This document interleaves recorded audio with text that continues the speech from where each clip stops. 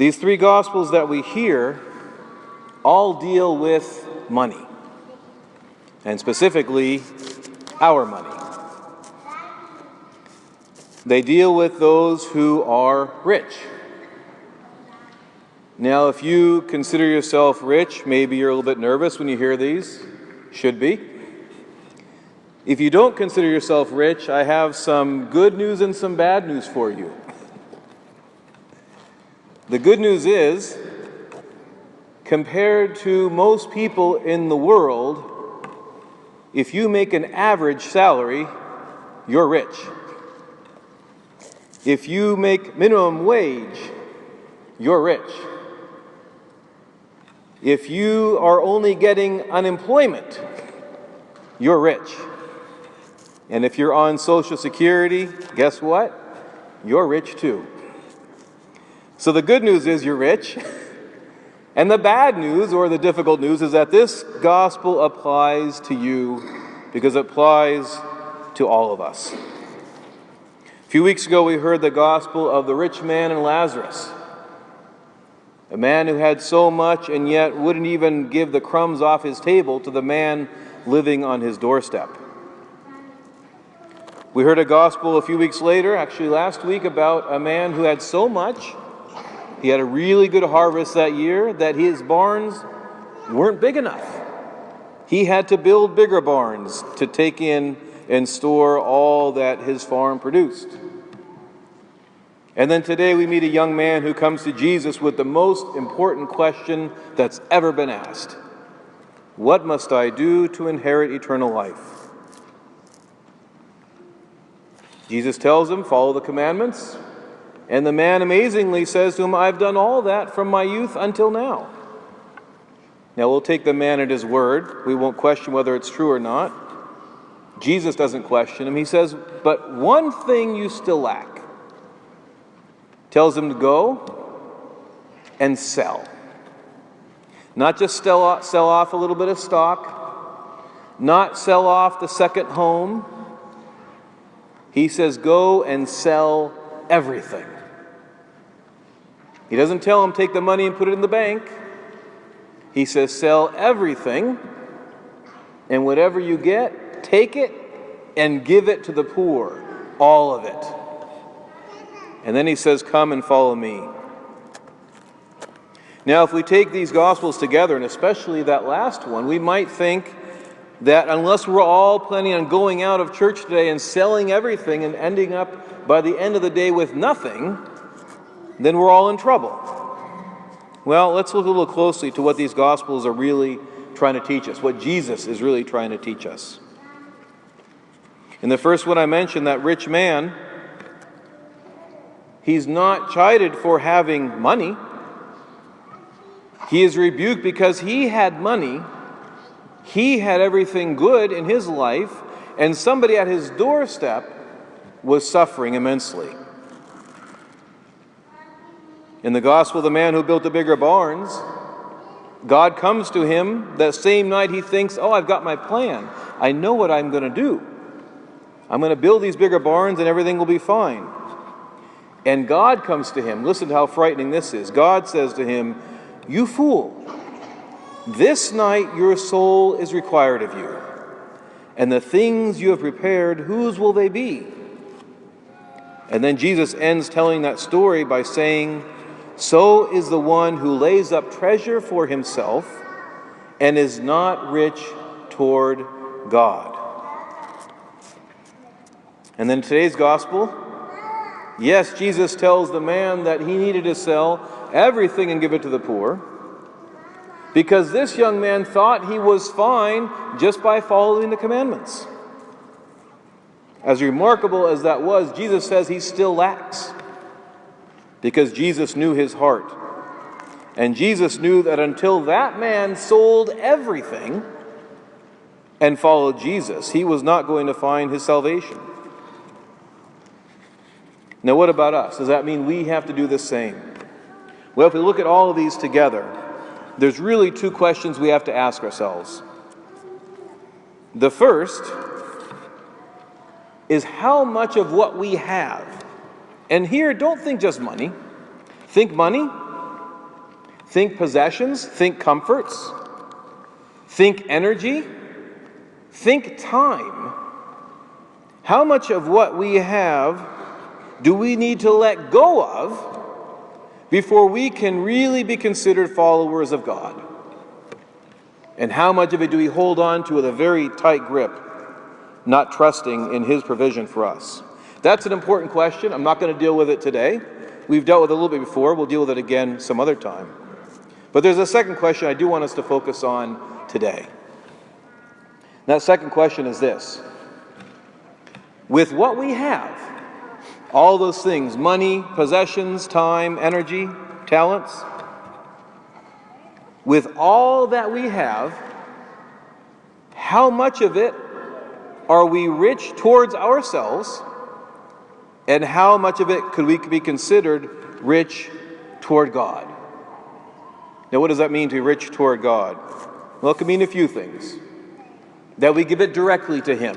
We give Him our time in prayer. That we serve the least of His brethren.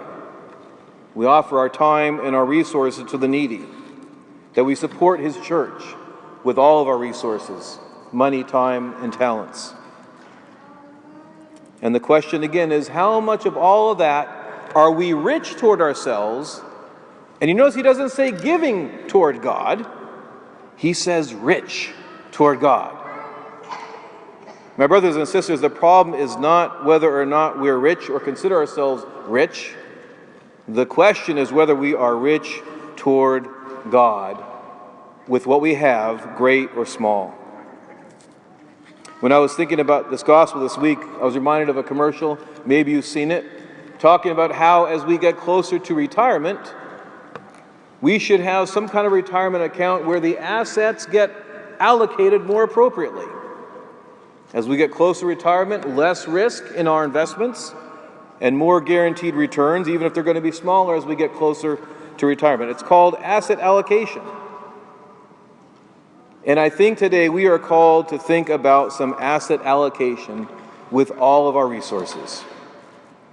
And we're not talking about high risk and low risk. We're not talking about stocks versus bonds.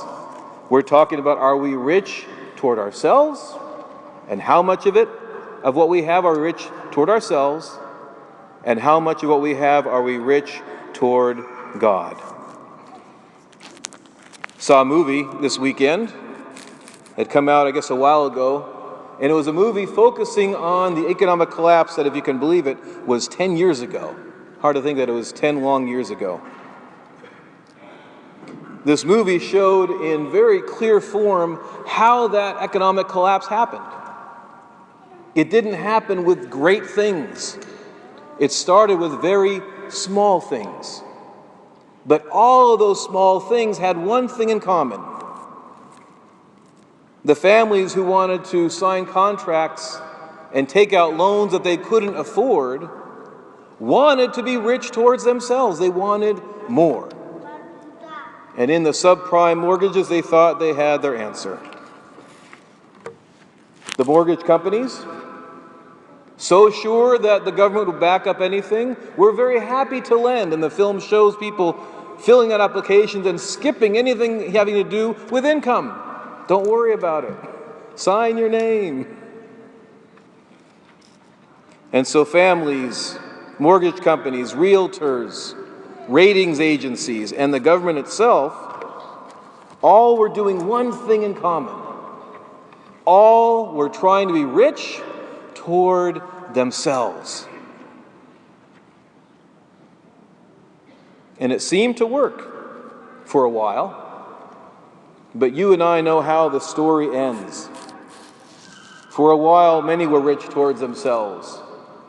But all of those little and sometimes big acts of selfishness and greed, and sometimes just stupidity, led to what could have been the collapse of the global economy. It came very close. But even without the full collapse, billions of people were hurt. I'm told if you go out looking for Christmas trees this year, we're all going to pay a little more. And the answer, they say, is very simple. That the trees that would be cut this year would have been planted 10 years ago.